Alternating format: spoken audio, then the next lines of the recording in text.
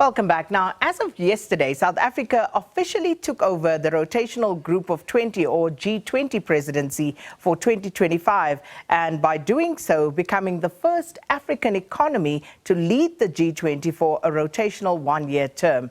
Now, the G20 is a forum of the largest economies in the world who meet regularly to discuss the most pressing issues facing the global economy. And to talk to us more about what this position means for global politics and the economy, and of course for South Africa, we are joined in studio by Mzwandile Mbeje, SABC News Political Editor, as well as Tshepo Mongoai, who's SABC News Economic Editor. Thanks so much, gentlemen, for coming through. A very good morning to you and to the viewers.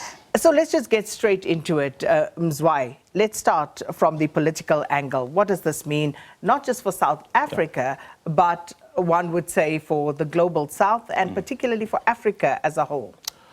Well, Sakina, I mean, some people tend to not understand the kind of influence, the role and the importance this country is to the world and how it represents Africa to the outside world. The fact that this is the only country that is the member of the G20 from the African continent, AU was just added last year, tells you that the global world, when it wants to interact with the African continent, South Africa is somehow the gateway to this. I mean, we're the most advanced economy and we're the most sophisticated economy. So a number of things. And you look at the kind of role and the stature that someone like Nelson Mandela put out there. So all of those things count a lot in terms of enhancing the stature.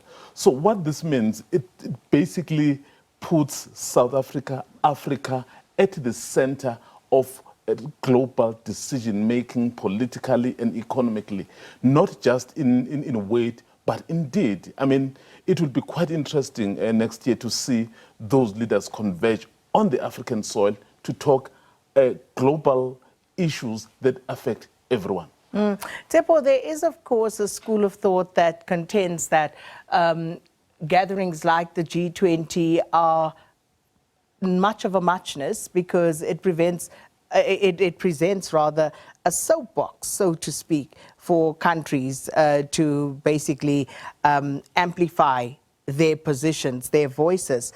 But can you speak to us from an economics perspective about just how important this particular setting is? And, you know, for those who believe that it's just another talk shop, are they correct or is there more to this? Well, they are both correct and not correct. There are some of the highlights in our economic history where you look at the role of the G20, where it really played a leading role. I think we look at for example, I think as a precursor is the Asian crisis that actually gave rise to the formation of the G20. But where we really saw the G20 playing a very important role was during the 2008 financial crisis in terms of coordinating the efforts, a global effort for that matter, among your governments in terms of fiscal stimulus when we were confronted with a global meltdown, but also in terms of coordinated measures to ensure that interest rates do come down. And indeed, you know, we saw that the ministers of finance and governors of the central banks came together and agreed. I mean, you'll recall that in terms of some of the legacy of the G20 is the formation of the Financial Services Board, where we had monitoring. The measures that were taken were, among others, that we should strengthen the multilateral organization, your IFC and the World Bank, to ensure that they are able to deal with the next financial crisis.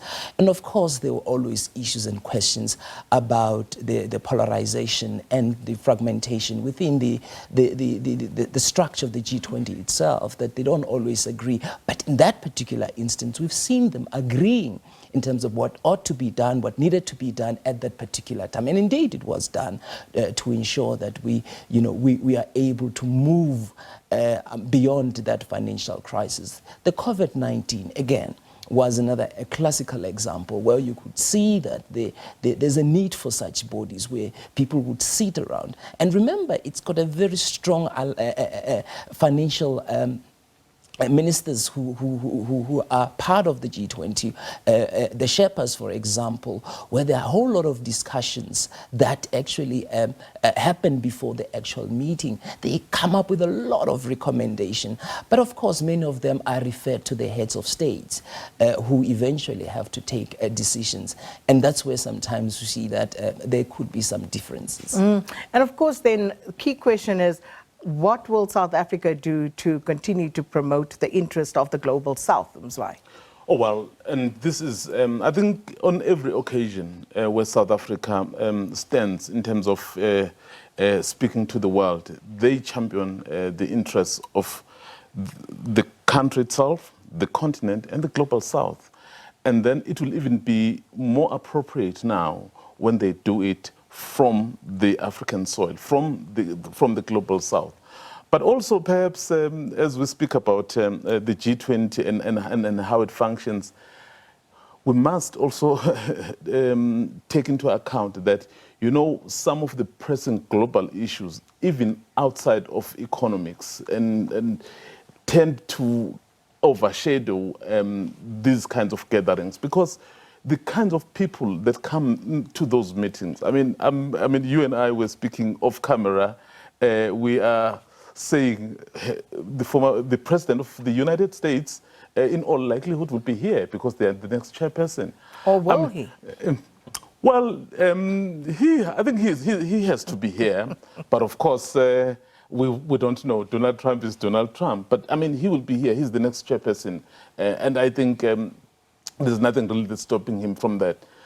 Knowing who he is, I mean, I will not be surprised if just about everything tends to be around him. And perhaps he will bring us the biggest supporter, who also happens to be South African. And speaking of Donald Trump, you know, and I'm just quickly trying to call up that tweet that he put out, the X message. But as I look for that, you know, just talking about Donald Trump and, of course, the importance of this gathering, Tshepo, you know, South Africa also has called for a stronger mechanisms to address issues like debt sustainability. And that is very important if you look at low-income countries and how they are struggling under the weight of their international debt. So again, this presents an opportunity for South Africa to amplify that message. No, absolutely. In fact, that got me thinking that in the 2008 financial crisis, one of the issues that was raised as a resolution was to ensure that countries have access to more funding. In other words, have access to more debt. And to some extent that happened. But now countries have more debt that they can actually afford to pay, especially in the global South, for example, mainly in Africa.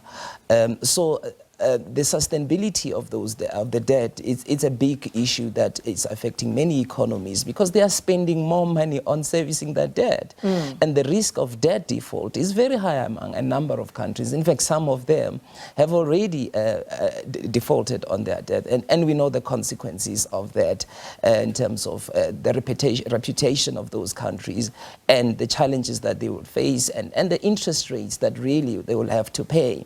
And I think that is an opportunity for South Africa to put that on the map. Whether something will be done about it, that's another thing. But it's something that needs to be looked at very, very closely.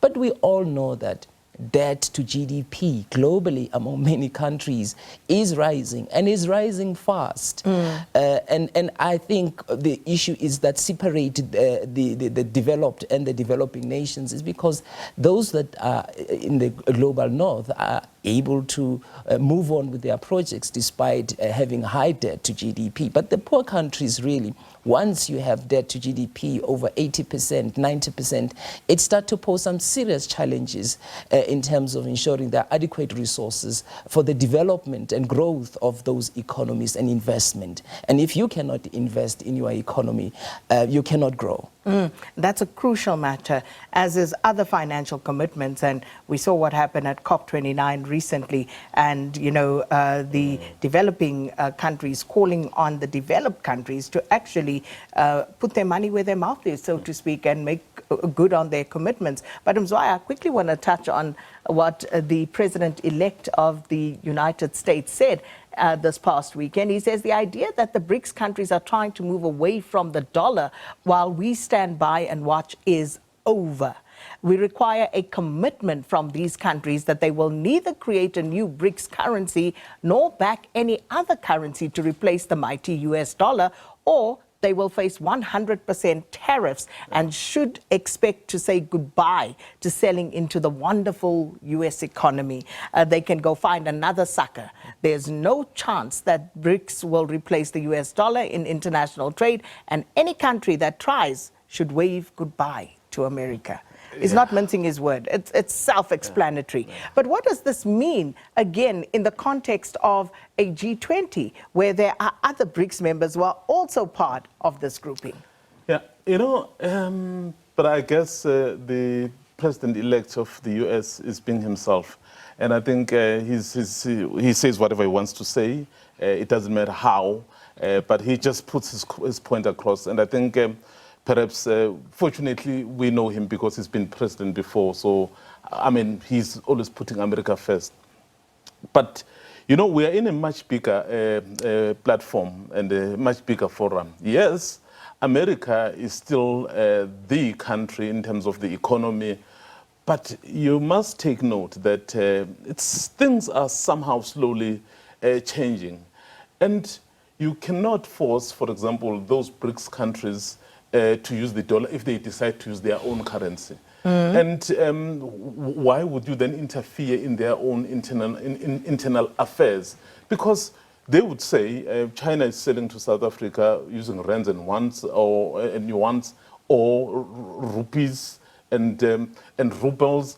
So, I mean, what is wrong with that? So, and I think this is the opportunity for these leaders, leader of China and Russia and all these other countries to be able to state this case, to say, yes, we understand. I mean, 85% of international trade is done in dollars. But amongst ourselves, we can be able to do it on our own. Like the Indians and the Russian and the Chinese are doing on the Silk Belt.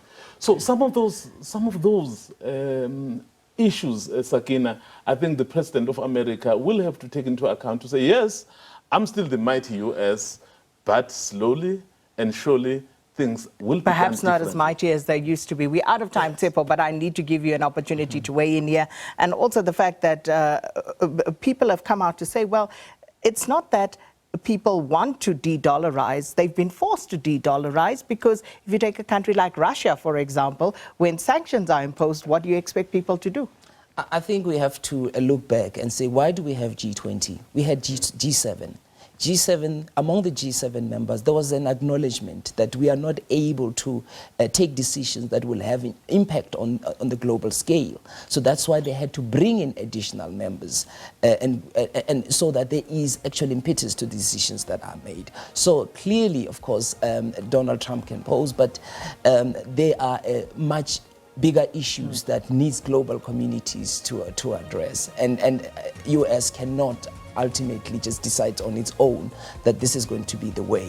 They need other countries as well. Well, I wish we had more time, but unfortunately we have to leave it there. But of course, much more opportunity here on SABC News to unpack all of this. Thanks so much to Mzwandile Mbeje, SABC News Political Editor, and Tshepo Mongoai, SABC News Economics Editor, talking to us about the significance of South Africa taking over the Group of 20. That's the G20 rotational presidency for 2025, officially as of yesterday. Let's take a quick break.